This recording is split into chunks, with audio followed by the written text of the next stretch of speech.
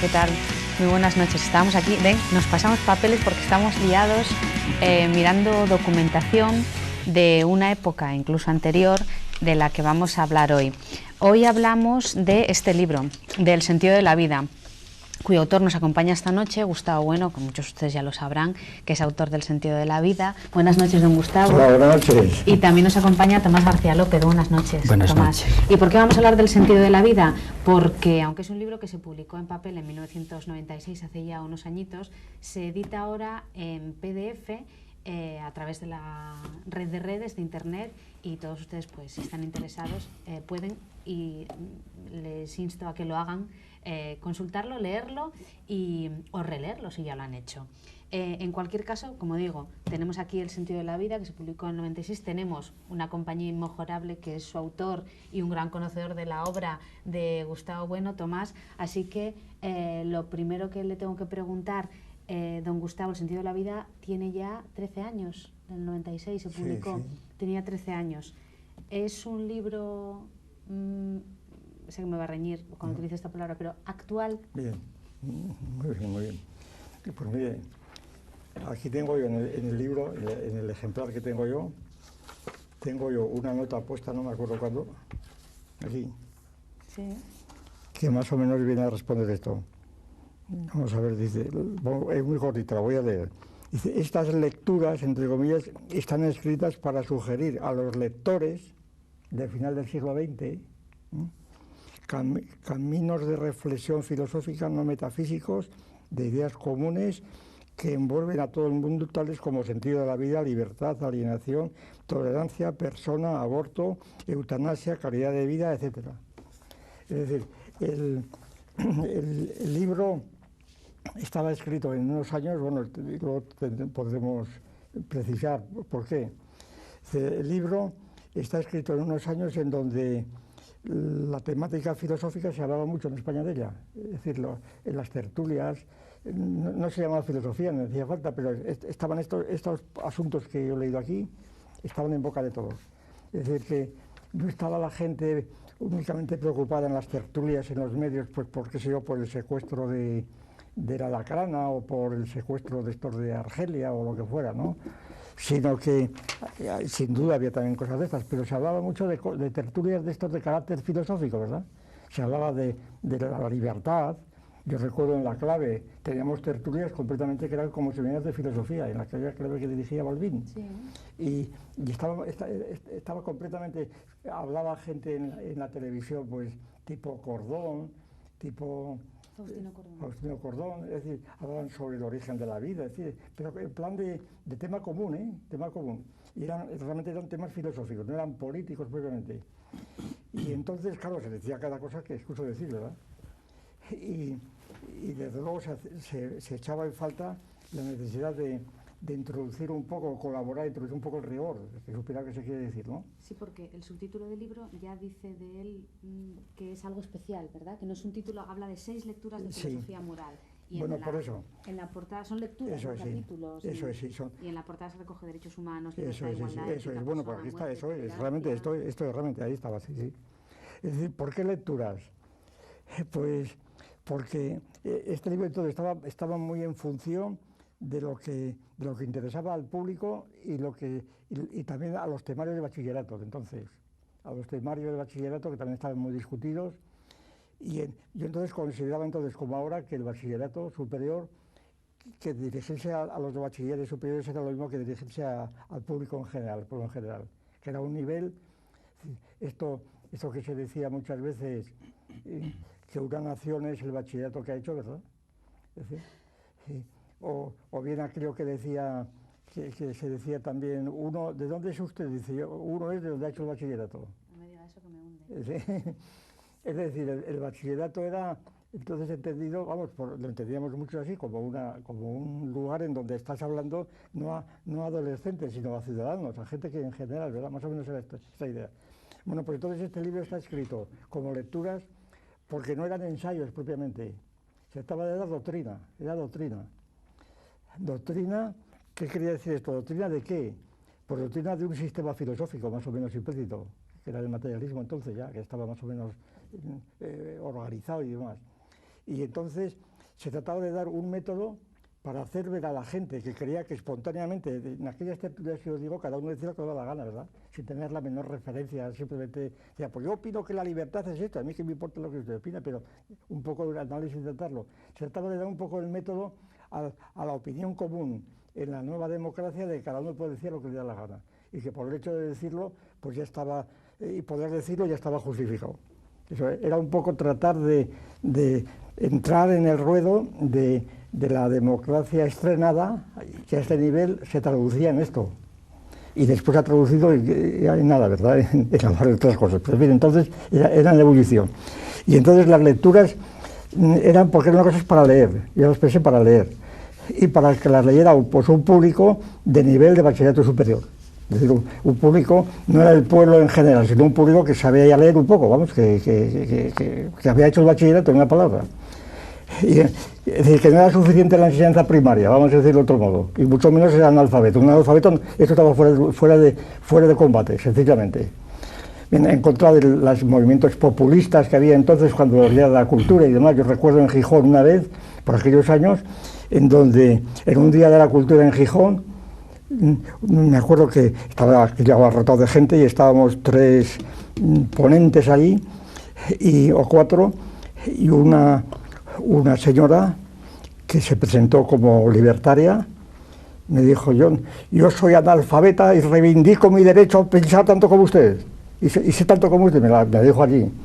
Y le digo, usted reivindique lo que quiera, pero si usted es analfabeto, por lo menos se comprenderá que yo sé algo más que usted, porque sé leer. Bueno, se armó ahí un lío tremendo, pues este era el ambiente, ¿verdad?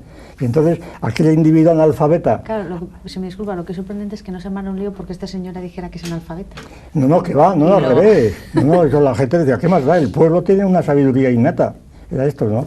El pueblo no hace falta... Y entonces, en este ambiente de cultivo, este libro eran lecturas para que mucha gente pudiera, y estudiantes, pudieran aprender un método, ¿no? Y por esto hay que también tener en cuenta lo siguiente, importantísimo, ¿eh? Y por eso se llamó El sentido de la vida, porque el sentido de la vida era la última lectura. Sí. Pero el sentido de la vida era un tema constante en todos los sitios, por supuesto en comentarios, en columnas, en los programas de bachillerato. El sentido de la vida era la pregunta cumbre, la más profunda, ¿verdad? El sentido de la vida tenía un sentido claramente teológico, ¿verdad? El sentido de la vida es que no tenía una religión, la vida no tenía sentido para él.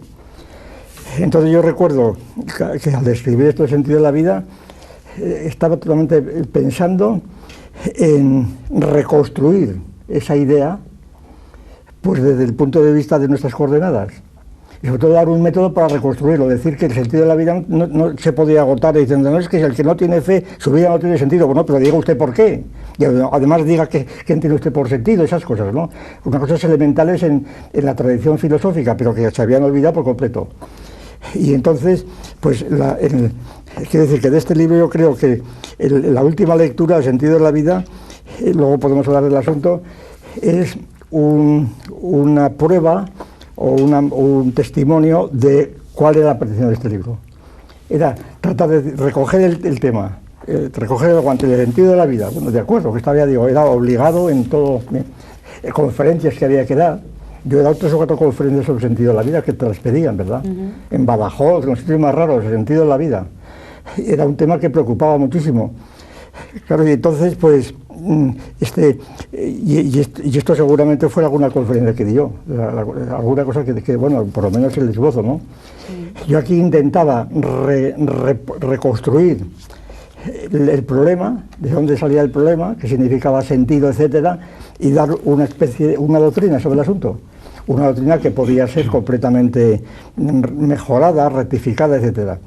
Y por eso la pregunta que me hacía, ¿es actual este libro? Pues yo respondería ahora. En cuanto al fondo, por mi parte sí. Ahora, en cuanto a muchas referencias, no.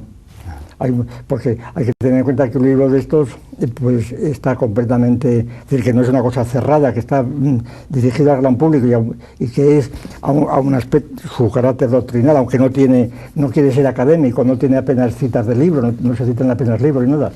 Sin embargo, pues el libro pues tiene carácter popular, diríamos, y entonces las referencias que entonces había son las que se tienen en cuenta, necesariamente. Entonces esas referencias, muchas de ellas están pasadas de moda, como natural, y habría que cambiarlas, pero en fin. Bueno, vamos a pasar ahora a un comentario un poco más pormenorizado de cada una de las lecturas. Sin embargo, me gustaría preguntárselo a los dos si hoy, porque no hace falta ser muy inteligente para darse cuenta que hay desde determinados sectores pues consideran que hay derechos humanos, libertad, fraternidad, tolerancia, son cosas que todos sabemos y que no requieren absolutamente ningún análisis, porque todo el mundo sabe lo que es la tolerancia, todo el mundo sabe lo que son los derechos humanos.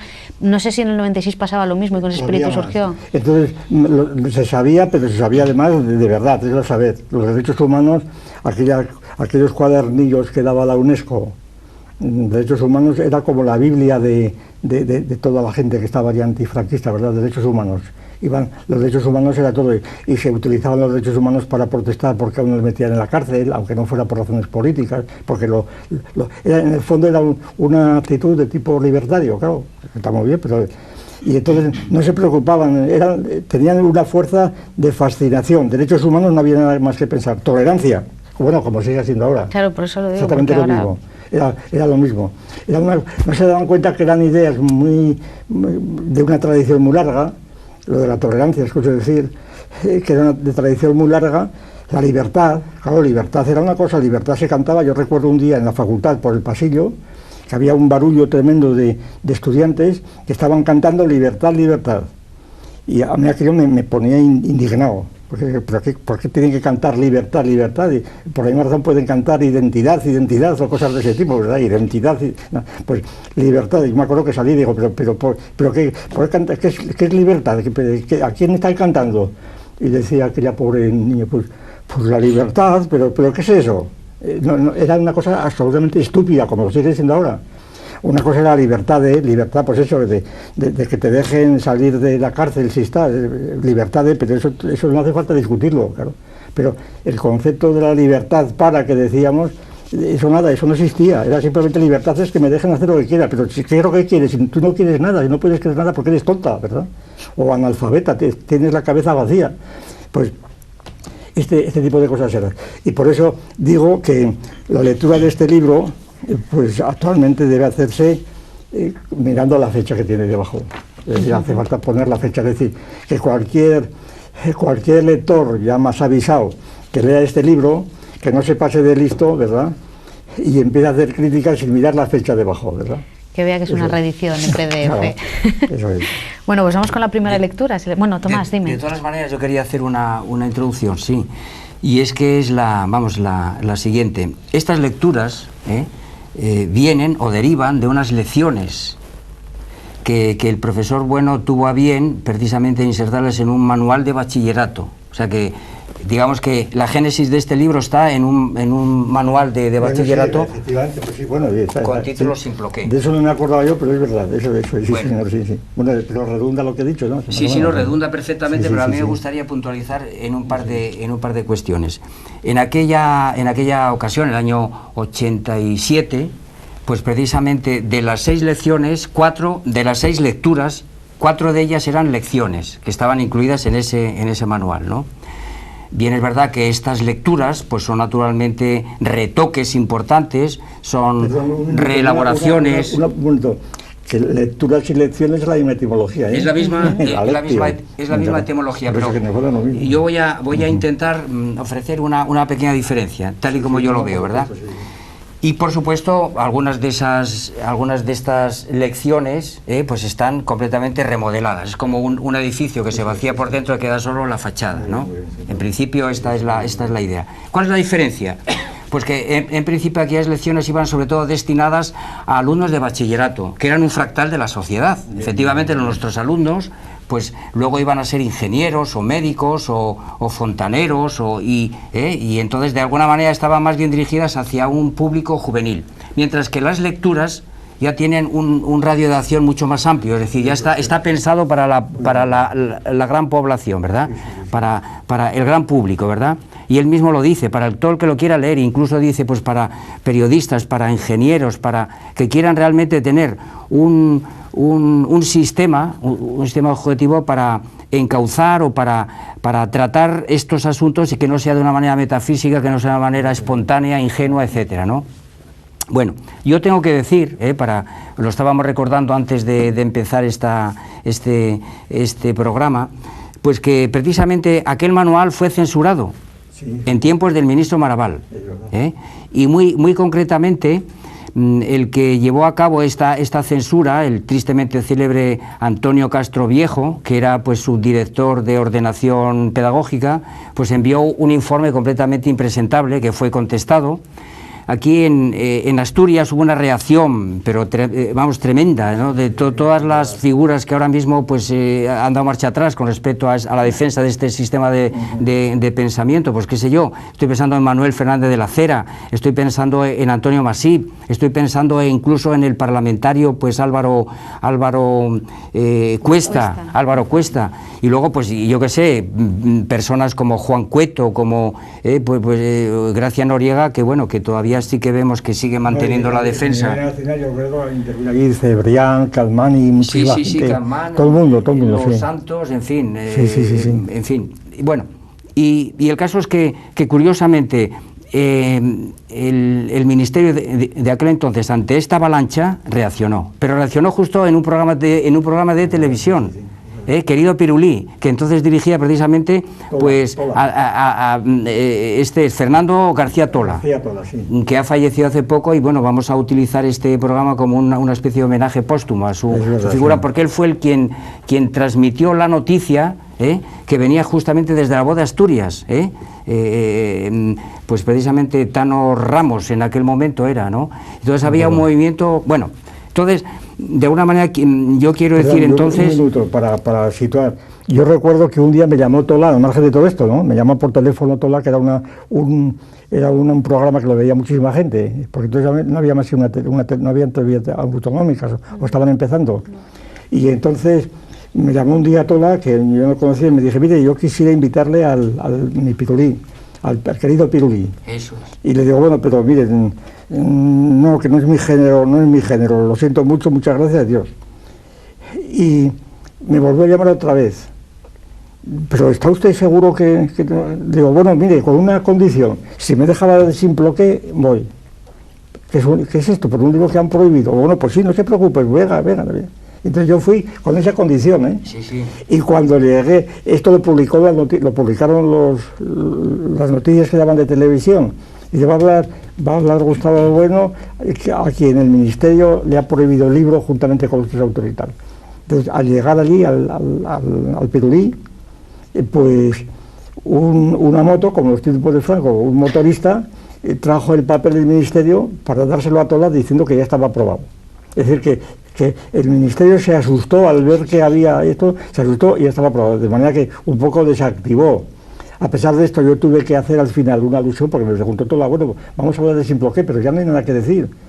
Digo, hombre, pues sí hay algo que decir. Digo, no hay nada que decir, porque ya ha pasado lo principal, pero hay algo que decir, y es que la flamante Sociedad de Filosofía, que entonces dirigía Muguerza, sí, que está tan interesada por estos cosas, no ha dicho ni pío ante el asunto, ¿verdad?, porque estaba completamente progubernamental.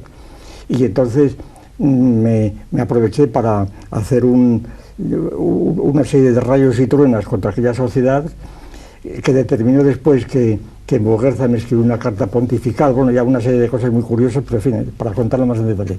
Y yo entonces quiero rematar diciendo que entonces esta filosofía dirigida al gran público, hemos pasado ya de estudiantes de bachillerato, que ya eran un fractal de la sociedad, sí. Pues pasamos al gran público, ¿verdad? Y entonces resulta que esta filosofía dirigida al gran público no es una filosofía universitaria, porque es que don Gustavo tiene una introducción en el libro donde digamos que diferencia claramente entre filosofía universitaria y filosofía académica. Eso es, sí. Porque antes, hace un momento, parece que esta palabra se ha utilizado en el sentido universitario. Por supuesto, no son lecturas universitarias, porque no está pensado, no está hecho por un profesor para otros profesores, sino que está dirigida hacia la nación, es decir, A todo el público. Eso es, sí. A todo el público. Y entonces resulta que el profesor Bueno ahí hace una distinción clarísima entre lo que es filosofía mundana, que sería Sócrates el ejemplar, y filosofía académica. ¿En qué consiste la filosofía académica? Pues, digamos, en ofrecer un sistema y previamente pues hay que definir los términos y hay que hacer clasificaciones para poder colocar las cosas y a cada teoría en su sitio y a cada individuo que hace una observación, pues colocarlo en su verdadera casilla. Ahora tendremos tiempo de poner algunos ejemplos de qué tipos de definiciones ofrece don Gustavo en este libro y qué tipos de clasificaciones, con a mi juicio una agudeza impresionante, ¿verdad? Y entonces también utiliza el término filosofía administrada, porque claro, la filosofía académica se institucionaliza y entonces pues eso atraviesa pues etapas como la Escuela de Alejandría, Roma, la Iglesia. Y entonces esta filosofía administrada pues tiene estas dos vertientes, bien la universidad o bien el bachillerato. Entonces el profesor Bueno lo que dice es que este libro en principio es filosofía académica porque mantiene el espíritu platónico, espíritu platónico, es decir, que no es una simple, podríamos decir, opiniones espontáneas, sino que el profesor Bueno se toma la molestia de definir los términos, empezando por la definición del término sentido, que es justo la sexta lectura, y que él en su introducción dice que le pone el título genérico al libro porque toma la parte por el todo, pars pro toto. ¿Por qué? Porque dice él que las 5 lecturas anteriores en cierta manera desembocan en el sentido de la vida. Pues esto me da pie para empezar por la primera. Vamos allá. Ética, moral y derecho, lectura primera. Bueno, pues sí, hombre, él... Ha demostrado Tomás que sabe mucho más exponer lo de otro que uno mismo. Es una idea de Marx, además es evidente. Uno conoce mejor a otro que uno mismo se conoce. Es decir, que esto que ha dicho Tomás ahora, de la relación de esto con Simploclé, a mí se me había borrado, pero en fin, yo la tenía muy oscura porque yo había dicho que esto debían ser conferencias que había dado, cosas que había dado, y efectivamente lo eran, claro. Sí. Lo digo porque esta primera lectura está de absoluta y plena actualidad. Ética, moral, derecho son palabras que están constantemente en prensa, en radio, en televisión, y tampoco tengo yo muy claro que la gente sepa de lo que está hablando. Pues entonces, vamos, concretamente, esta lectura es un ejemplo claro de lo que yo llamaría una lección retocada, porque en el manual Simploclé aparece simplemente la distinción entre ética y moral. La ética como el ámbito de las normas que tienen como referencia pues la individualidad corporal, y la moral como aquel conjunto de normas que tienen como referencia al grupo al que pertenece ese individuo corporal. Pero, sin embargo, en la lectura introduce la idea de derecho como aquella institución y aquel conjunto de normas que sirve precisamente para para solucionar los conflictos entre ética y moral, porque entre ética y moral hay coincidencias, a veces se complementan, ¿verdad?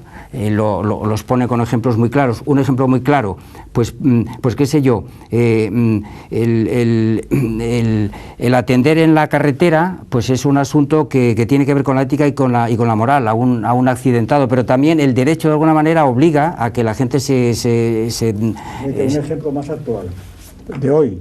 Bueno, hoy por lo menos lo acabo de ver en el telediario. Esta señora que estaba casada de 17 años... Así, la señora de la boda gitana. La boda gitana, sí. Que ahora el Tribunal de Estrasburgo, no sé dónde, le ha concedido la pensión de viudedad. La pensión de viudedad. Sí. Clarísimo, ahí. Esta señora actúa según normas morales, ¿verdad?, pero que no son jurídicas, claro. Y luego por ética le han concedido al otro, de manera que ahí está todo revuelto, que es totalmente actual. Bueno, yo les iba a preguntar por Aminatu Haidar, porque aquí sí que se mezcla ética, moral, derecho... Ahí está lo mismo, sí. Pues, todavía está sin resolver eso, claro. Eso está sin resolver, claro.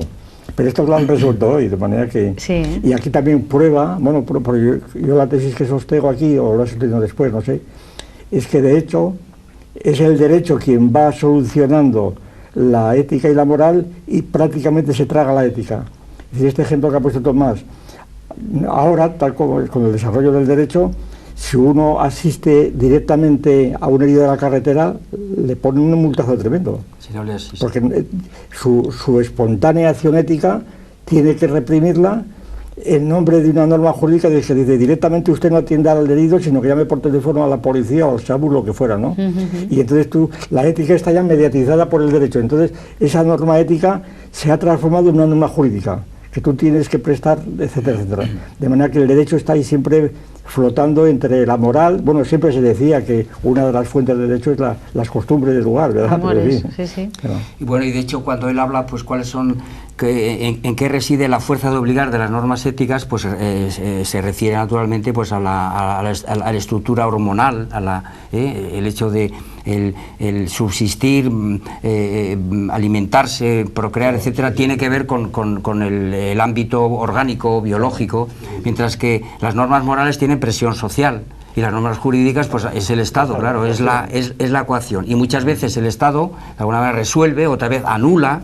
Hay muchas relaciones ahí. Por tanto, es un mundo muy rico y con los análisis que hace el profesor, bueno, se pueden analizar todos estos casos que se ponen sobre la mesa, los que acaba de apuntar Sharon y muchos otros. Por ejemplo, lo del secuestro, claro, ahí, ¿cuáles son el objetivo ético? Pues mantener la vida de los secuestrados, pero desde el punto de vista moral, claro, pues si tú ayudas a un grupo terrorista, pues lo que haces es de alguna manera propiciarlo. Entonces, ¿cómo tiene que actuar el derecho? Entonces, pues eso una es... de las cosas que yo recuerdo entonces, que tenía entonces, y cada vez más, porque ahora el problema es más serio, es que en España, a raíz de Aranguren, que fue un profesor, un catedrático de ética que tuvo un montón de alumnos, de alumnas, sobre todo que son catedráticas de ética en toda España, ¿no?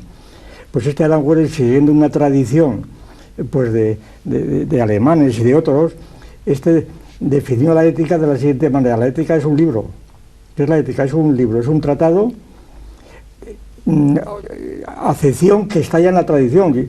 Y yo he citado el otro día, no sé dónde, a Covarrubias, en el Tesoro de la Lengua de Covarrubias, si lees ética, dice, ética es una parte de la filosofía moral. O sea, que la ética la reducía a un libro de filosofía moral, como cuando decimos la ética de Nicómaco, la ética de Spinoza, que son libros. Sí. Y entonces, esta definición de ética, pues es una definición denotativa, que a mí me recordaba siempre aquella famosa definición de Eddington de física, que muchas veces hemos citado. Eddington es un premio Nobel que es muy famoso, claro, de la época de Einstein, que en la época de las discusiones sobre qué era la física, si la física trataba de la materia, si trataba de las sensaciones, de los observables, de lo que fuera, ¿no? Ya harto de tanta definición, propuso la siguiente definición. Física es todo aquello que se contiene en el Tratado de Física, ¿verdad? Física es lo que se... Es decir, entonces subrogaba esa definición a lo que había en el Tratado de Física. Claro, aplicado esto a la ética, ética es lo que se contiene en los tratados de ética. ¿Cómo tradujo esto Aranguren y otros? La ética es el tratado ¿de qué? De la moral, ¿no? Y entonces resulta que entonces los profesores de ética, eran los sabios, que entendían la ética docens, que decían los escolásticos, pues resulta que son los que daban al pueblo la conciencia de lo que era la ética, y el que cumplía las normas éticas era pues una especie de salvaje espontánea, ¿verdad?, que digería sin saber lo que es la digestión y necesitaba de los profesores de ética para que supieran lo que es la ética. Un poco esto. Entonces esta distinción se ha consolidado de tal manera que hoy día es la que se enseña en las universidades. La ética es el tratado de la moral y la consideran como la última palabra, de un modo completamente gratuito. Y por eso, quiero decir que muchas distinciones de estas, que hoy día ya mucha gente ya las admite, sin embargo en aquella época chocaban notablemente, porque al decir, no, es que la moral es el grupo. ¿En qué se diferencia muchas veces me preguntan qué se diferencia ética y moral? Yo me acuerdo que decía, pues por ejemplo, mire, para muchos la ética y la moral es lo mismo, pero se diferencia porque la ética es de izquierdas y la moral es de derechas, ¿verdad? Igual lo que pasa con ateo y agnóstico, ¿verdad? Decían, es lo mismo, pero ateo es de tercera y agnósticos de primera, de verdad, de primera agnóstico, claro. Es como oftalmólogo y oculista, ¿verdad? Y entonces con esto, pues, ética y moral quedaba ya esto explicado, no se explicaba absolutamente nada, claro. Y entonces por eso acuñamos esta distinción, fundada en la tradición, por supuesto, es decir, no gratuita ni mucho menos. Precisamente este libro, como toda la filosofía, huye completamente de la gratuidad, es decir, simplemente una cosa espontánea así por las buenas. Y entonces la moral de Mos Moris, que es la costumbre, pues es el grupo, frente a la ética, que viene de ethos, porque la traducción de ethos por ética o de ética por moral es de Cicerón. Cicerón traduce, dice, que los riesgos y amenazas nosotros los tenemos moral, y ahí viene una ambigüedad completa que se llega hasta nosotros, ¿no? Entonces, esta definición era, por lo menos conceptualmente, muy clara, que era dispuesta en síntesis, ¿no? Que la ética era el conjunto de normas, definiendo la ética y la moral no era tanto por el origen, sino por el destino de las normas. Todo el conjunto de normas que tienen por objeto, pues, preservar, mantener, fortificar la vida de los individuos corpóreos, esas son normas éticas. Todas las serie de normas que tienen por objeto fortificar, etcétera, la vida de un grupo son normas morales. Entonces, hay intersecciones, hay contradicciones, como decía Tomás, etcétera. Pasemos a la segunda lectura, aunque cada una de ellas nos podría llevar un programa, esto no lo pongo en duda. La segunda lectura, sobre el concepto de espacio antropológico. Los que están más familiarizados con el materialismo filosófico saben perfectamente lo que es el espacio antropológico, pero ¿por qué una lectura sobre el espacio antropológico en este libro? En dos palabras, sí.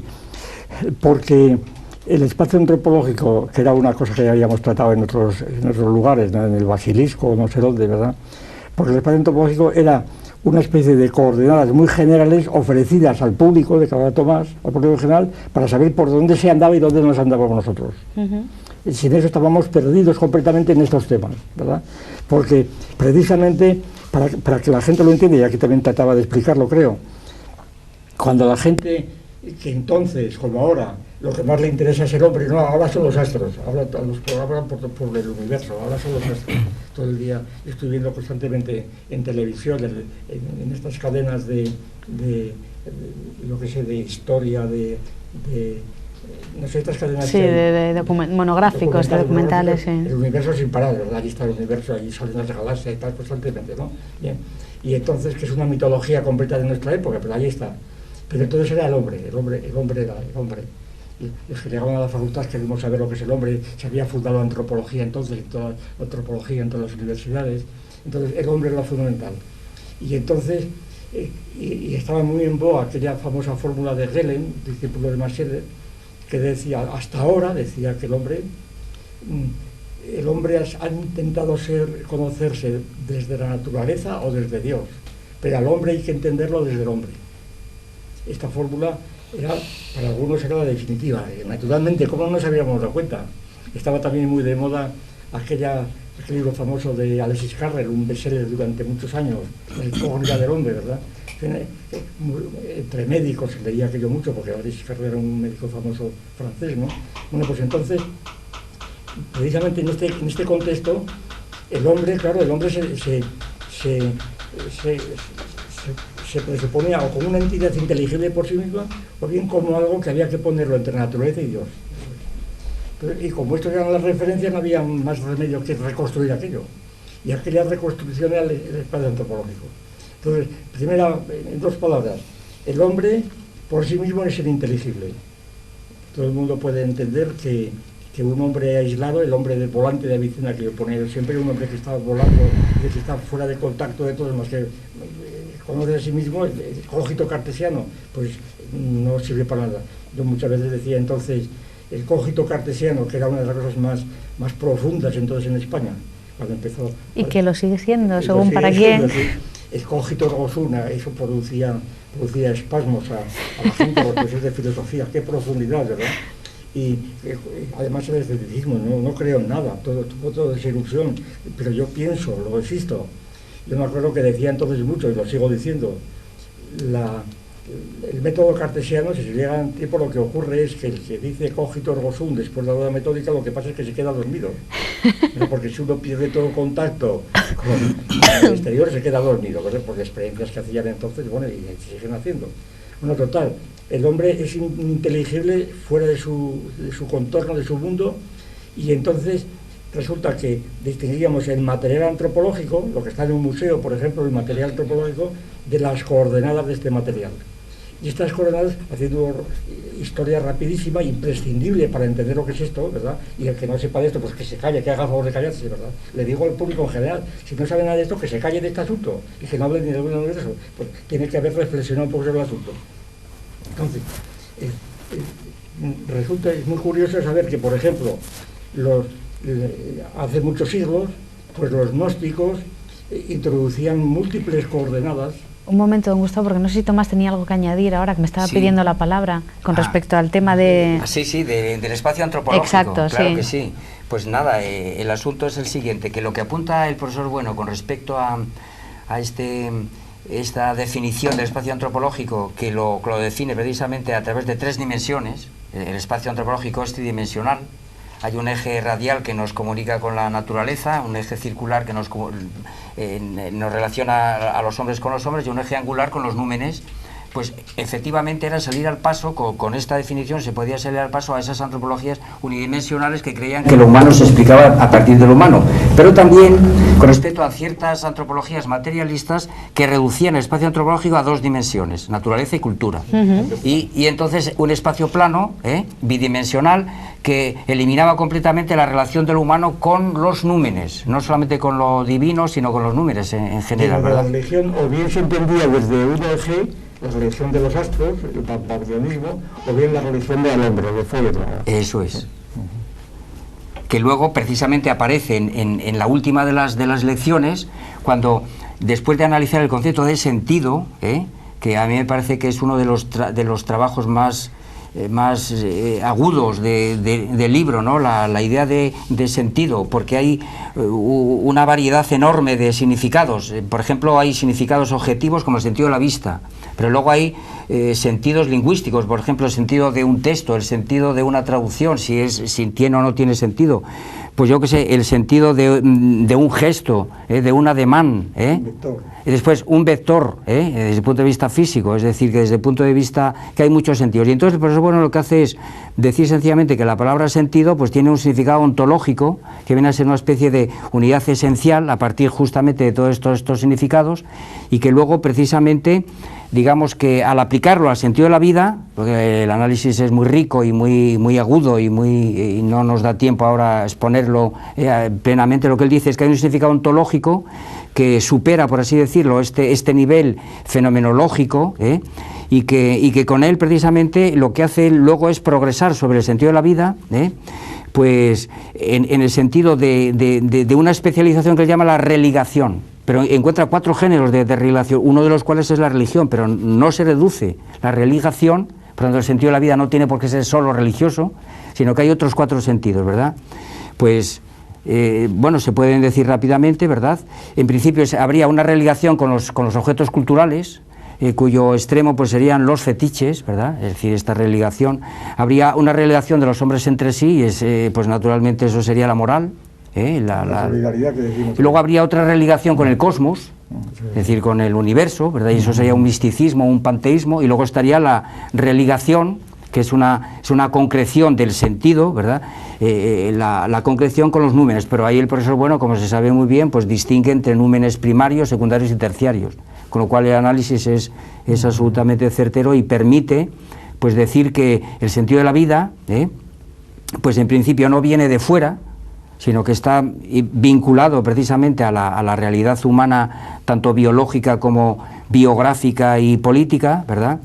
En segundo lugar, claro, sin duda alguna, si no viene de fuera, tiene que estar implicada en la relación de unos hombres con otros, y por tanto los demás juegan un papel importantísimo en la idea de la construcción de persona, el sentido de la vida personal. Pero también es impersonal en la medida que sin los otros no puede haber en absoluto persona, Y finalmente, pues que el sentido de la vida no tiene por qué estar claro, nítido, distinto, sino que puede haber confusiones, puede haber oscuridades. Pero, sin embargo, esto es muy importante, yo creo, bueno, me acuerdo yo de una de las cosas más importantes que yo creía que había que tocar entonces, era la conexión del sentido de la vida con la verdad. Eso es. Porque el sentido de la vida se entendía psicológicamente siempre que aunque el sentido fuera falso, y fue una mentira, sin embargo, si daba ánimos para seguir viviendo el opio del pueblo, una palabra, pues estaba justificado. O sea, el pragmatismo, la verdad es lo que es útil para la vida. Y yo ahí me acuerdo que ponía un ejemplo que a mí me parece que era contundente. Yo ponía un ejemplo, pero se podían poner ejemplos históricos a montones, ¿no? De un físico para el cual, que está completamente obsesionado por encontrar el perpetuum mobile. Por encontrar la forma de hacer el perpetuum mobile. Y entonces logra convencer a los gobiernos correspondientes y monta aquí un equipo monumental que da sentido a su vida y a la de todos los demás, e incluso a la nación, porque sabe que va a dar el sentido de la vida, el perpetuum mobile. Está trabajando allí durante 30 años, naturalmente no consigue nada, y entonces, ¿esa vida tuvo sentido? Pues no, esa vida era una vida de un hombre estúpido, inconsciente, que no sabía que eso es imposible, porque es imposible hacer un perpetuum mobile. Y entonces, psicológicamente sí, el hombre había tenido toda su vida sentido, ¿verdad? Porque toda su vida estaba orientada a eso, la de su equipo, la de los que lo financiaban, la del público que estaba esperando allí la resolución de otros problemas, y sin embargo era una vida estúpida. Entonces, el sentido de la vida estaba ligado a la verdad de algún modo. Era en contra del pragmatismo. Sí. Hemos hablado antes de... Bueno, ¿querías añadir algo más? Bueno, no, por favor. Lo digo porque no nos queda mucho tiempo y sí que me gustaría, aunque sea, dar algunas pinceladas sobre todas las lecturas. Hemos hablado antes, brevísimamente, ha hablado usted, don Gustavo, sobre la libertad. Me gustaría que dijésemos algo sobre la lectura tercera, individuo y persona, y la lectura quinta, los derechos humanos, que como casi todo lo que hemos comentado aquí está tan de moda últimamente. Entonces, pues, don Gustavo, hablemos sobre... No se peleen, que tenemos tiempo para todo. Como hay muy poco tiempo, a mí me gustaría destacar de estas dos lecturas, lo que a mi juicio yo destacaría de estas lecturas es la clasificación que nos ofrece las teorías sobre la persona y las teorías sobre los derechos humanos. A mí me parece que eso es definitivo en el materialismo filosófico, porque no es una definición al uso. Ahí el profesor Bueno lo que hace es cruzar 4 criterios que tienen 2 valores, y entonces obtiene de esta manera 16 posibilidades. En el caso de la persona, de alguna manera encuentra esas 16 posibilidades en la historia de la filosofía y en la historia de las religiones, y hay 16 teorías. Y en el caso de los derechos humanos, pues también hay 16 teorías. A mí me gustaría, si yo dispongo de un poquitín de tiempo, pues decir cuáles son estos criterios en un caso y en otro. Digamos, técnicamente son hipercubos, es decir, estructuras abstractas que tienen 4 dimensiones. Y esas 4 dimensiones pues dan 16 posibilidades, ¿no? Empecemos por los derechos humanos. Pues, ¿cuáles son esos criterios? ¿Cuáles son los criterios para clasificar teorías sobre los derechos humanos? Primer criterio, que los derechos humanos puedan tener un instrumental jurídico o que no. Segundo asunto, que los derechos humanos tengan que ver con mores o con reivindicaciones o no. El tercer criterio, pues que haya una lista de derechos humanos o que sea una cosa global, partes o todo, un código global. Y finalmente, si los derechos humanos tienen un carácter evolutivo o no lo tienen. Entonces empieza él a combinar esto y, por ejemplo, pues analiza o nos propone el estudio de por lo menos 4 de esas 16 teorías, que son, por un lado, el justnaturalismo y el positivismo jurídico. Positivismo jurídico, claro, todo se reduce a un código jurídico, no hay mores, no hay tampoco listas, pero si tiene un carácter evolutivo. El justnaturalismo, todo lo contrario, Claro, esto es, claro, que no tiene un componente evolutivo, no se funda en una estructura jurídica, pero sí que hay mores, sí que se remonta a los mores y también hay unas listas, ¿verdad? Y luego también hace el contraste entre el marxismo y Nietzsche, Es decir, que la teoría marxista de los derechos humanos de Marx pues tiene 2 características propias del positivismo jurídico y otras 2 del justnaturalismo. Y Nietzsche, pues lo contrario, es una manera de proponernos el estudio de estos personajes, ¿verdad? Pero que nunca yo lo había visto en otro sitio, donde los manuales pues no son una cosa muy sosa, y sin embargo con esto uno se pone a investigar y dice, pues caramba, pues esto funciona, ¿verdad? Y lo mismo con la idea de persona, construye otro hipercubo, y ahí sí que es donde quedan reflejados pues Kant, Hegel, Marx, Nietzsche, Santo Tomás, bueno, todos los grandes pensadores que tienen algo que decir sobre la persona. Y cuáles son aquí los criterios. Primero, que el criterio, y aquí volvemos naturalmente al espacio antropológico, uno de los criterios es que la idea de persona se funde sobre todo en un ámbito de carácter angular. Ese sería el caso, por ejemplo, de Kant. O por el contrario, que no, que el ámbito de la idea de persona se fragua en un ámbito circular, es decir, las relaciones de los hombres con los hombres. Ahí tendríamos a Hegel y a Nietzsche, por ejemplo, ¿verdad? segundo criterio, que la idea de persona pues sea anantrópica, es decir, que no tenga que ver con lo humano, sino más bien con lo divino, ahí estaría Kant, o por el contrario que sea antrópica, ¿no? que tenga que ver con lo humano y solo se puede explicar a partir de ahí. Ese es el caso de Marx, pero también el caso de Santo Tomás de Aquino. La diferencia entre Marx y Santo Tomás de Aquino es que uno está más en el eje angular y otro más en el eje circular, y claro, pues naturalmente uno tiene una concepción evolucionista y el otro no. Vamos, hay hace unos juegos ahí con... Vamos, el público debe tener en cuenta que la expresión persona humana parece redundante a muchísimos entrenadores, porque la persona es siempre humana. Bueno, señores, no es redundante, claro, porque tengan ustedes en cuenta que la idea de persona que hoy tenemos no la agrega el prosopón, que era la máscara que se ponían los actores para salir al escenario, que la idea de persona que hoy tenemos en los derechos humanos, en la persona, cuando se discute en la cuestión de la igualdad de género, no hace falta distinguir ni hombre ni mujer, porque somos personas todos. Bueno, pues esta idea de persona, esta es una idea cristiana, eso es lo que hay que saber históricamente, y esto es una cosa totalmente indiscutible. La idea de persona en el sentido actual, en el sentido griego, la idea de persona, tal como la definición Boecio, sustancia, supuesto racional, de naturaleza racional, etc., la idea de persona está desarrollada precisamente en los concilios de Nicea y de Éfeso principalmente, precisamente para tratar del problema de las personas y naturalezas de Cristo, ¿verdad? El individuo Cristo y la persona de Cristo, que es la segunda persona de la Trinidad. Estas cuestiones teológicas, que a muchos les parecen pues completamente teológicas y metafísicas, están en la base del concepto de persona actual, porque el cristianismo está en la base de toda la filosofía política moderna.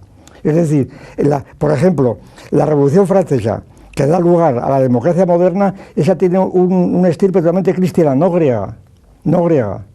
Es decir, la democracia griega no tiene nada que ver con la democracia de los franceses y después posteriormente. La democracia moderna, la democracia en una palabra, tiene un origen cristiano. Robespierre ha sido muchas veces considerado como un verdadero cristiano dentro de la Revolución Francesa. Es decir, es la exaltación del individuo, como Rousseau es el contrato social. Cada individuo tiene por sí mismo una capacidad soberana y luego pacta con los demás, pero es el individuo, eso es el cristianismo completamente, principalmente la componente cristiana. Y entonces, por eso no tiene nada de particular que cuando se habla de persona, se diga persona humana, porque hay personas divinas, claro, al margen de que hoy día estamos al cabo de la calle de ET, de los extraterrestres, que son personas que no son humanas, ¿verdad? Quiere decir que es un tema totalmente actual. Y por eso Santo Tomás de Aquino su teoría sobre la persona es absolutamente fundamental, es decir, para entender. Los que hablan de estas cuestiones dicen, bueno, estas cosas de religión y teología, no sea usted majadero, hombre. Claro. Si lo que decían los ángeles y las personas angélicas y demás de Santo Tomás, que son especies únicas, estos son lo que ahora llamamos extraterrestres, ¿verdad? Claro. Y lo que los griegos llamaban démones, es decir, que es la misma ideología.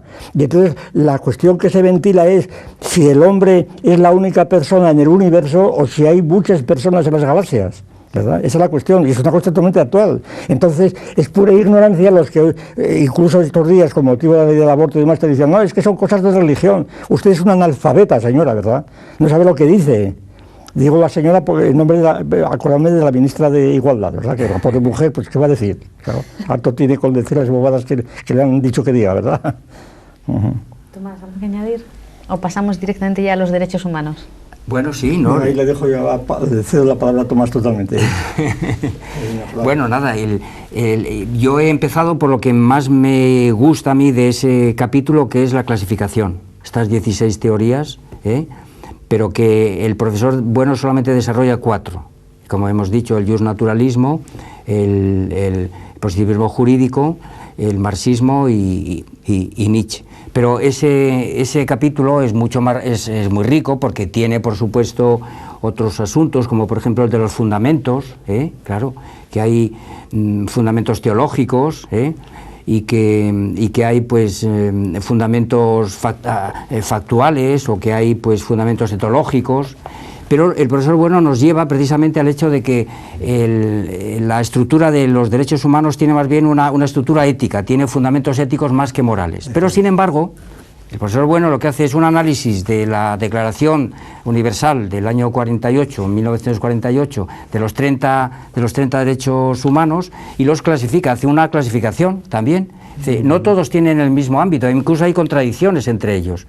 Entonces, pues establece del 1 al 14, me parece, si no me falla la memoria, pues tiene más que ver, podríamos decir, pues eso, con el ámbito reivindicativo, ¿no? Con el positivismo, perdón, con el justnaturalismo. Son derechos más bien naturales, propios con naturales, mientras que todo lo que es derecho a la asociación, a la libertad, etcétera, tiene más que ver con las reivindicaciones. Pero a la vez, ahí luego, por un lado esto, por un lado establece, aplica las ideas de positivismo jurídico y justnaturalismo para clasificar los derechos, pero también para clasificar los derechos en lo que serían fundamentos éticos y fundamentos morales, y entonces pues todo aquello que hace referencia a la persona o al individuo pues tendrían un componente estrictamente ético, es decir, personalizado.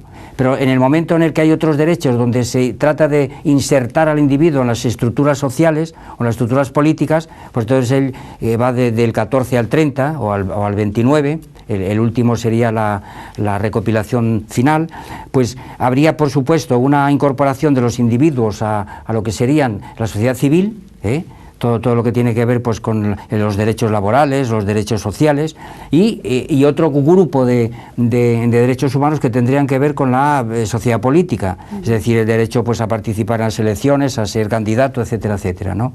Con lo cual, la lectura papanata de los derechos humanos que se nos obliga desde los programas de educación, muy concretamente educación para la ciudadanía o filosofía de ciudadanía, nos hacen una apuesta completamente impresentable de los derechos humanos, porque creen que es una carta que los alumnos tienen que aprenderse de pacotilla, de memoria mecánica, sin hacer ningún análisis ni saber que existen muchas teorías sobre los derechos humanos. Viendo el artículo primero que dice todos los hombres nacen iguales. Mentira. Sí. Mentira, señores de la ONU o de la Asamblea. Los hombres no nacen iguales y además no son iguales, porque la igualdad es un concepto abstracto. O sea, ¿iguales en qué? En el color del cabello, en sexo, en religión. Bueno, y otro artículo de los primeros también.